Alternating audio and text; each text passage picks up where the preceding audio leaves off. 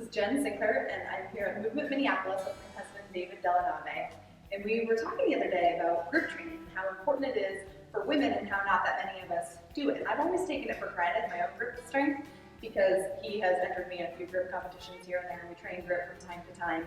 And I didn't realize how much I took it for granted until I was at the Progressive Calisthenics certification in June, and not that many of the women there could hold on to a bar overhead as we were doing hanging one-armed L-sits. And I'm not saying that everybody wants to do a hanging one-armed L-sit, but anybody who's ever missed a deadlift because you can't hold on to it or your grip is slipped doing pull-ups, it might be wise to include a little bit of grip training in your training.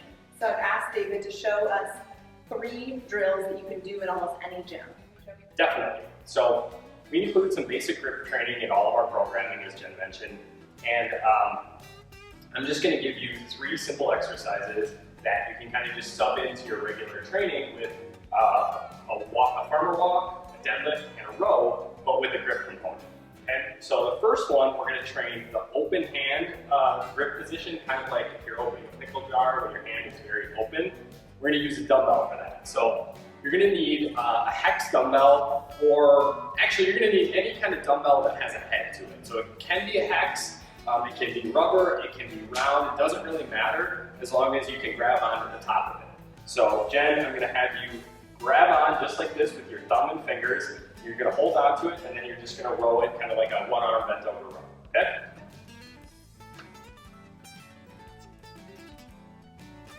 Perfect, just like that. So you could substitute that in anywhere in your workout where you would be doing a row. Good. Next, we're going to do a deadlift. So we're going to come over here, and this is the only one that's going to require a piece of equipment that you may not have already, but you should have it. Fat grips are these silicone sleeves that attach to bars or handles or dumbbells. They're really inexpensive, and I think they're well worth the investment. So this is the one piece of equipment you might not have, but I think it's worth it. Okay? So what I'm going to have you do for this is set up in whatever deadlift position you find most comfortable. It can be sumo, conventional, you can even straddle the bar, and then you're going to one-hand deadlift. So one hand on the fat grip, bite down hard on it, stand up. Give that a try. So even though there's not much weight on here, it's plenty because of the fat. Yep, hopefully. Perfect.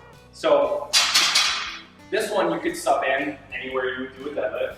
You're going to get a little bit more of core excitement because of the one-arm nature of it, and you're getting your deadlift out of it. Okay? So the last thing we're going to do is a one-arm farmer walk.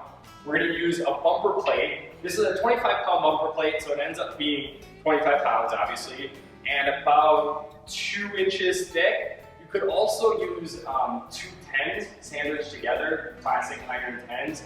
They would be about the same thickness, and the important thing is you have a roughly smooth sides on both sides. The bumper plates usually have a little bit of a groove and some lettering and stuff, but that's okay for our purposes. So Jen's just going to grab this with her thumb and fingers over the top and go for a walk with it. So the point is to keep your fingers as straight as possible, right? Not to hook them into anything. Exactly. So we're training the pinch motion of the hand. So ideally we're training this motion, the thumb pressing against the forceps power of the fingers.